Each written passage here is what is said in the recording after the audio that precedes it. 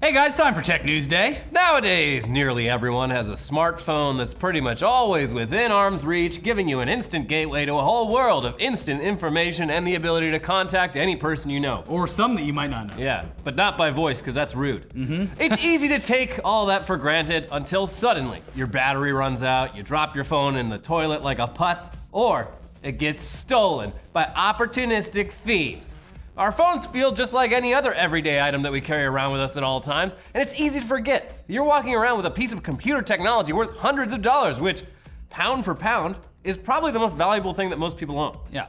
So, yes, phones do get stolen a lot, millions each year. They're incredibly lucrative for thieves, and while most people are smart enough to have a lock screen and set all their storage and contacts to cloud backup, it's something you should do if you haven't done it already. Those people might also pay a little extra for insurance. It still does suck when this happens, especially if it happens while you're away from home at a big weekend event like the Coachella Music Festival, where you can end up losing your friends for an entire day without text messaging. Music festivals are a gold mine for thieves. People are drunk and distracted and cramped into crowds where getting bumped into, it's not really something that you notice because it happens so often. Yeah.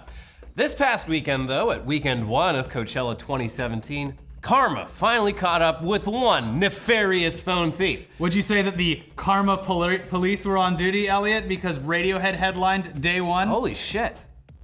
I wonder if they happened what if they caught this guy while they were I think it was the first night. Holy shit. That was improv, by the way, not in the script.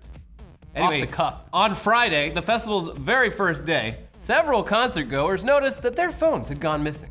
Many of these people reported the thefts to security, which you should do, and then, using tracking tools like Find My iPhone, security was able to see that, most of these missing phones seem to be all in one place.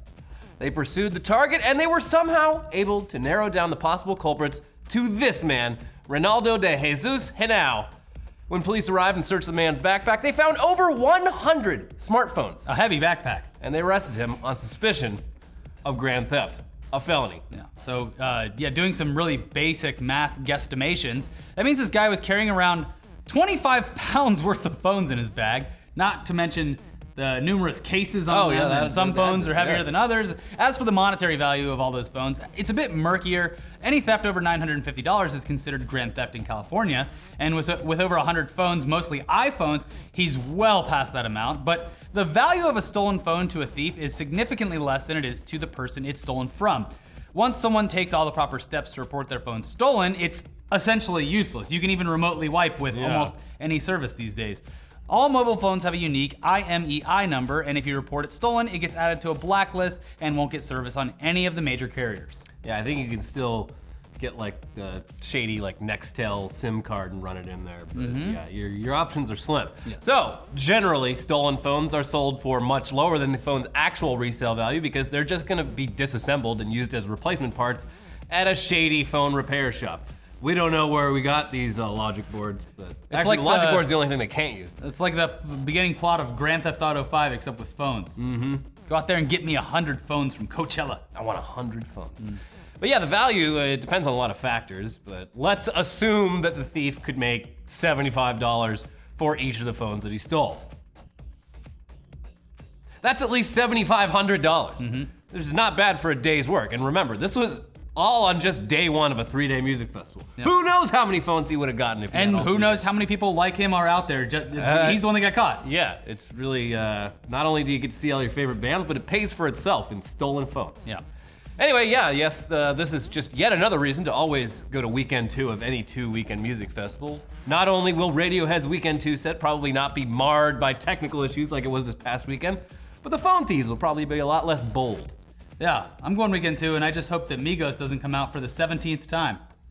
Why not? I don't know. What's wrong with Maybe Migos? it's good. Well, they came out like 10 times on weekend 1. But I will say I am right now constructing a trap phone. I have a trap phone. It's an old phone that I am not using anymore. I've wiped the phone, and I'm going to be rooting it and putting on some software that even if they wipe the phone, they can't get rid of the software, so I can track them and take pictures of them. The only problem I think I'm going to run into is the fact that at a lot of music festivals, as I become older and older and dress not as hip, You're not a target anymore. not a target, B, not seeing a lot of the artists that you would get stolen from, and whatever letter I just said, the one that comes after that, I get the feeling that sometimes people think I'm a police officer already when I'm standing there. Yeah, you look like a bit of a narc. Just standing there like this. I am enjoying this show with my cargo shorts and my backpack. There's no way this man is a Kendrick Lamar fan. Anyways, hello, my fellow hip-hop heads. I am going to keep it loosely in my back pocket because if you go to a lot of music festivals, it's great to actually keep something sealed. If you have a backpack, take a little lock, lock them shut, or get like a fanny pack that goes under your shirt, something like that. Just make it harder. Yeah. The easier it is to lose, the easier it's going to be for you to lose it. So there you go. Stay safe out there, kids. I will keep you updated on if it does get stolen. Because I hope it does. Hey, me too. I hope my phone gets stolen. Yeah. But yeah, it'll be fun to see. Speaking of old and stolen phones being turned into parts, though, last week, software engineer Scotty Allen posted a video and blog post documenting how he accomplished the seemingly impossible task of assembling a working iPhone 6s entirely out of individual parts purchased in the street flea markets of Shenzhen, China. Allen's work has him traveling back and forth to China pretty regularly, and after noticing how prevalent and accessible phone components were there, he wondered if anyone had ever assembled a phone entirely from those parts, and if it was even possible for one person with just a few basic tools and not a lot of hardware knowledge to actually do so. Turns out, yes it is. It just takes a lot of shopping around and trial and error. The entire 24-minute video is pretty damn fascinating, documenting Allen's process as he purchases all the parts he needs while knowing almost no Chinese and learning about the specifics of how the phone works as he goes along. Some of the steps of the process ended up being only possible with the assistance of iPhone repair shops, which it ended up costing more money, along with duplicate parts that didn't end up working. And in the end, he says he spent about $1,000, 300 of which was parts. Not too shabby, and in the end, Allen's biggest takeaway was that assembling a phone is no more difficult than building a PC, and that it's really impressive how the Chinese refurbished market manages to repurpose electronics that would otherwise end up in a landfill. Yeah. Pretty crazy. When the first time he gets it to like boot up, it's like building a tiny little computer. Yeah. Little computer. Yeah. Speaking of Apple, though, they're a bit of a Johnny-come-lately in the autonomous car world compared to Tesla and Alphabet and Uber, but nevertheless, they have been quietly working in the shadows on their own self-driving electric car technology for a few years now. The project's been almost entirely hidden from the public eye, but as Elon Musk said of Apple last year, it's pretty hard to hide something if you hire over 1,000 engineers to do it. Yeah, fair. We all know you're doing it. Anyway, we may soon actually get a look at what Apple's been working on because they were recently granted permission by the California Department of Motor Vehicles to start testing autonomous cars on public roads, just as Alphabet and Tesla have been doing for a while, and just as Uber has been doing for about 3 weeks now. Yeah, and at the same time trying to not look like they're doing it. Yeah.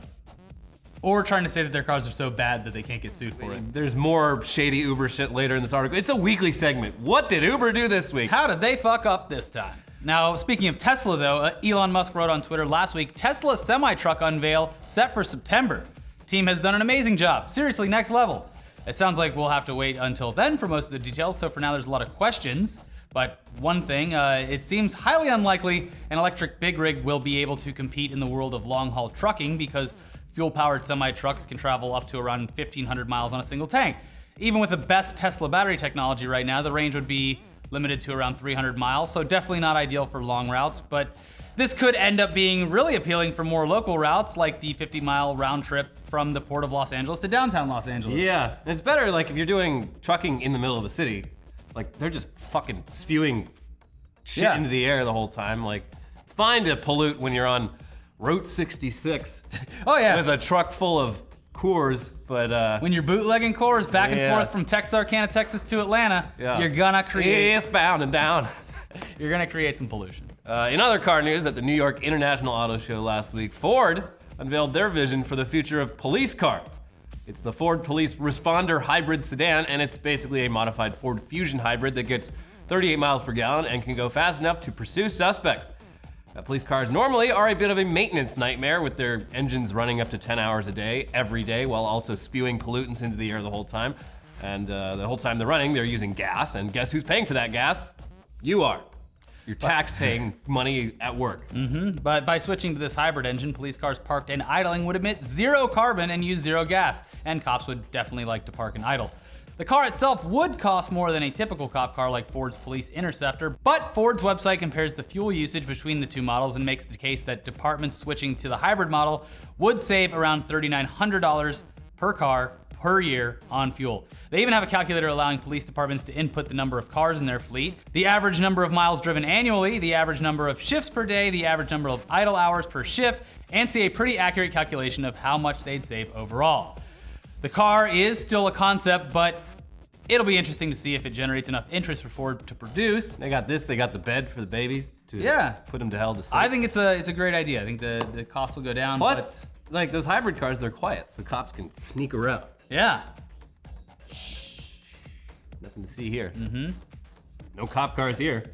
But we did say that we had bad Uber news, and I know that's why you guys are here, so. Yeah, here you go. Let's jump into the bad Uber news, because with every passing week, there's more bad Uber news.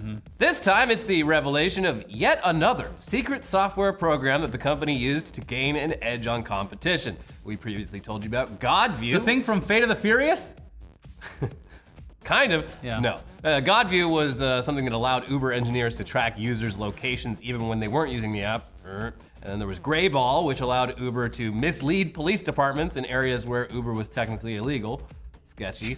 The latest software program to be revealed is called Hell. Fun! And according to the information, it was used up until about a year ago to undermine their biggest competition, Lyft. Yeah. Hell would create fake Lyft rider accounts with fake locations to see where Lyft drivers were at any given time and also monitor the prices that Lyft was charging. After enough monitoring, they were able to deduce which of their own Uber drivers were also working as Lyft drivers and used this information to offer financial incentives to drive exclusively for Uber. Like all of Uber's previous secret software tricks, this is both troubling and genuinely impressive, but according to lawyers the information spoke to, it could very easily lead to a civil lawsuit over stuff like breach of contract, unfair business practices, stealing trade secrets, and violating the Computer Fraud and Abuse Act. So between this scandal and Uber's various other scandals, like the upcoming lawsuit with Alphabet over self-driving car tech, now is a great time to be an attorney working for Uber, and also a great time to be a screenwriter who is writing that eventual drama. Oh, it's going to be like, I'm sure Aaron Sorkin's got a few drafts of it already. I was just telling you earlier today, I just started watching *Halt and Catch Fire*. Yeah. This seems like it could be its own version of *Halt and Catch Fire* in a new and exciting way. Yeah. Maybe they could do it like, I feel like it could also work as a comedy, like Parks and Recreation. Oh, we just can't get this right! A company's so evil, but also so incompetent at being evil. Yeah. I didn't know I couldn't do that. Yeah. Sorry, officer. Anyways, it's almost time to bring in Phil for his weekly Fire and Brimstone sermon. But first, a quick word from this week's sponsoring advertiser, HostGator. If you're looking into building your own website, HostGator has all the tools that you need to build it and host it. Their drag and drop website builder and mobile-friendly templates make it easy to create a great-looking website fast. HostGator does not cap the amount or size of files directly pertaining to your website, and you can even create as many email addresses and forwards as you need. They've got 24/7 365 support available to assist you via live chat or email anytime you've got questions. And they give you a nice jump start for advertising with $100 worth of credits in Google AdWords. And if you give it a shot and you're not completely satisfied, simply cancel within 45 days for a full refund. So for a website you'll love as much as your small business, go to hostgator.com/TechTuesday to sign up. Using that URL will get you 60% off, but hurry because this is a limited time promotion. Discount applies to the first term only. So again, that is hostgator.com/TechTuesday. Do it. Come on in, Phil. Let's get in. Do you know who Steve Ballmer is? If not, I want you to close your eyes and picture your dad's spirit animal. You imagine you see him? Okay, it's 2014, this guy's wearing a red sweater, and he's the CEO of Microsoft. And he's got plenty of reasons for us to make fun of him. Let's go back to 2004, when Ballmer allegedly threw a chair across the room after a Microsoft employee was leaving for Google. Yikes.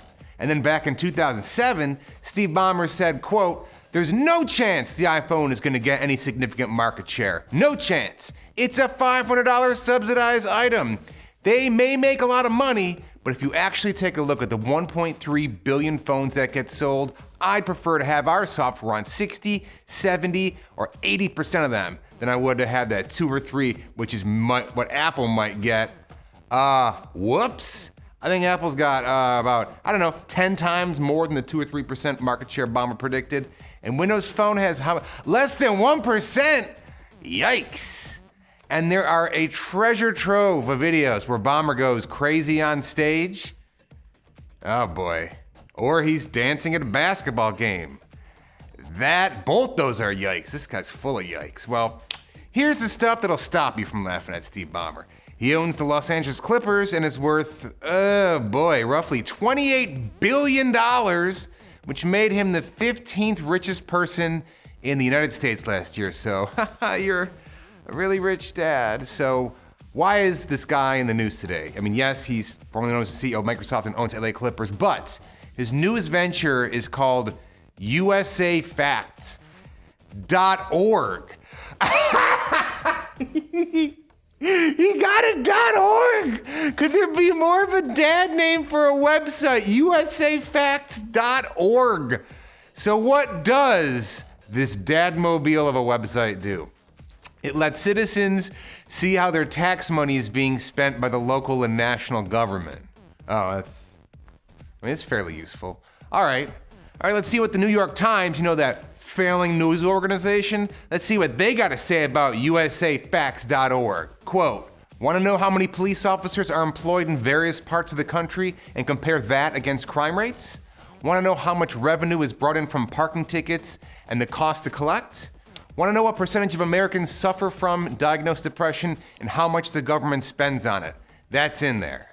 It's actually good. That's kind of the thing that anyone who pays taxes would want to know, or any American if they were invested in local government or didn't just drink themselves to death each night while watching movies. All right, Ballmer, why are you getting on this high horse making this website where you're looking at government spending? What are you, running for president or something? Oh, here's a juicy quote. Ballmer said this after leaving Microsoft. I don't, quote, have anything to do. Is that what people do when they don't have anything to do? They actually do a thing, they start a thing and they do. I'm doing this wrong. All right, I'll admit this site isn't exactly a great way to spend a Saturday night, but it's a useful tool for anyone who wants to see how the country works and what the hell's going on in your city, your town, and track the way government, both big and small, spends your and my tax dollars. So, should I apologize? Does Steve want me to apologize? Here's the thing, Steve. You might be way richer than me. You might own one more professional basketball team than I do. And you might throw probably the same amount of chairs that I do. But I don't apologize. Not now, not ever. And that is Rap Facts. You don't got Rap Facts on your site, do you, Steve? Huh? Can't look them up on your .org. Thank you, Phil. But we have some social media technology news for you. Snapchat, they've been kind of, I guess this is an understatement, but they've been backed into a corner recently due to the speed in which Facebook is literally hijacking everything that made their app unique to its users. Both Instagram and now Facebook Messenger added filters and stories. Then even more recently, Instagram allowed for self-destruction of images and messages, which was literally the exact thing that built Snapchat into what it was today. Yeah. Kind of the thing that started it all. Oh, that's a cool feature. Let me just Well, take now that. I have the feature too. Anyway, Snapchat has, they've stepped into the physical merchandise space through their Snapchat spectacles, which allow you to record and send snaps directly from your sunglasses. Click. I saw a Snapbot at the Glendale Americana this weekend. Did you pick up a pair? I thought about it for a whole 2 seconds, and I was like, no. But yeah, the spectacles, I was a hater at first. They're kind of cool. You do need Snapchat to run it, but you can use with just a few simple clicks, you can send that video or photos across a number of platforms. It's a very interesting product. And now, today, or Tuesday of this week, they've taken things even one step further again with a new feature that we are positive Facebook will copy as soon as humanly possible. A rear-facing augmented reality filters. And they're actually kind of neat. They have a lot of potential for expansion and innovation. I was skeptical, and then I saw it in action. I was like, You were Snapchat I was skeptical. Like, what? It's Yeah. pretty cool. So for almost 2 years now, you've been able to use the camera within the Snapchat app to alter your appearance using a number of constantly updated and sometimes culturally insensitive filters. Remember that blackface filter for 420 last year? Yeah, what are they gonna do for this year's 420? I'm sure it'll be just as fun. Well, it's been a while since they've improved on this feature in a way that wasn't just more ideas for ways to mess with people's faces or have brands sponsor certain filters that are essentially just advertisements, but that ends this week, because now they're gonna have fresh new ways for you to put advertisements in your videos by altering the world around you. You see, everyone's kind of tired of seeing your face. So Snapchat, they flipped the script. And now, if you tap the screen while using the rear-facing camera, it will bring up new items to literally place on the screen as if they are there, existing in the world on your video.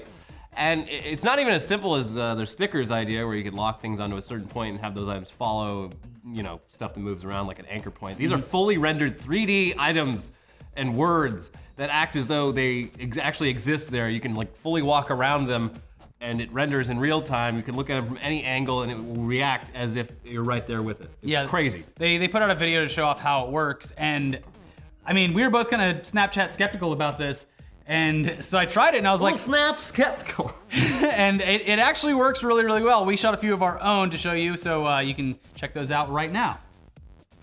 So yeah, I mean, it's not a huge technological breakthrough, but it has some cool implications in the way you can integrate data and render your environment in different ways in real life. This is literally the first day that they released it, so it'll be interesting to see how it even looks in a few months from now, or once Facebook releases their own version with more money behind it and does it better and integrates it with whatever the next free version, whatever the next version of Oculus is. The fact that they're even releasing it this week is kind of a jab at Facebook from Snapchat in a way, because Facebook's F8 conference is this week. It's their big developers conference, so they show off stuff. So Snapchat's like, Hey kids, look over here. We have augmented reality now. Come hang out with us again. But yeah, the competition between both companies is just leading to faster innovation for their platforms. So I guess the consumer wins as long as you don't care about, all that marketing and privacy stuff that is for sure getting sold. Terms and conditions? Sign me up. Hey, cool! You can now put a bottle of Coca-Cola there on that table, and it wasn't even there, but now it's there.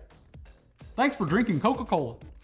But yeah, that Facebook F8, the fate of the Facebook conference just kicked off on Tuesday, and so far they've showed off an updated version of something they teased last year, and that's Facebook Spaces. Basically, it's the sort of virtual hangout experience that's been teased in fiction like Ready Player One and accomplished to a limited degree on services like AltSpace VR. But much more refined thanks to the billions of dollars that Facebook has at its disposal. This kind of thing is clearly why someone like Mark Zuckerberg would want to invest so heavily in virtual reality so early on. The social aspect of it. Yeah, Spaces is actually available right now in beta for anyone that owns an Oculus Rift. And the basic setup's the same as what they teased last year, only way more refined. You hang out with friends and family in a virtual space as cartoonish, personalized avatars of yourselves. And you can do stuff like draw in the air a la Google Tilt Brush. Stolen. You can experience 360... I'll take that technology. That's a nice feature. You can experience 360-degree videos and locations together, which is pretty cool. You can take virtual selfies and so on. They presumably are going to be adding more functionality like games as they test this out. And they actually say that the plan is to open Spaces up to other VR platforms rather than just making an Oculus Rift exclusive. Well, that would be smart. Yeah. Especially You're going to get the most out of it on a Rift, though. Yeah. Well. Anyways, communication here succeeds where others have failed thanks to dynamic facial expressions that react to both your voice and to manual emotion looks that you input to the app. And the Oculus Touch controllers, they really shine as a way to translate subtle hand motions like pointing, thumbs up, and so on. We're obviously still a long ways away from anything like this being really mainstream, but Facebook clearly wants to be in on the ground floor, and when it does become more accessible, it'll be there for everyone to use. Yeah, I mean, I was pretty blown away by this. It's like, yeah, well, if this works even half as well as it's presented, like, that's great. Well, that's a good way to explain why the augmented reality thing is cool, because if you have a camera attached to whatever the future device is, you can literally be in your environment and have something put in, like you're the friend you want to hang out with, or a board game on the table, and when using your touch controllers, you might be able to interact with that. It's going in that direction, and it's cool to see Snapchat kind of head that way too. I think it's going to be interesting too to take maybe some Snapchat spectacle videos and put the augmented stuff in it, if that's possible. I'm not sure. All I want to know is how's the porn industry going to use all this tech? I haven't seen a Snapchat spectacle porn yet, and I think it's been too long. Yeah. Where's the porn, damn it? Anyway, that's it for this week's Tech News Day. Thank you again to this week's sponsoring advertiser, HostGator, for advertising on this show. Whether you're a small business or a first-time blogger, HostGator has all the tools you need to build and host your website all in one place.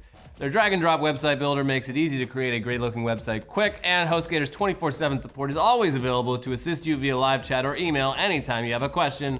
So head to HostGator.com/TechTuesday to sign up, get yourself 60% off.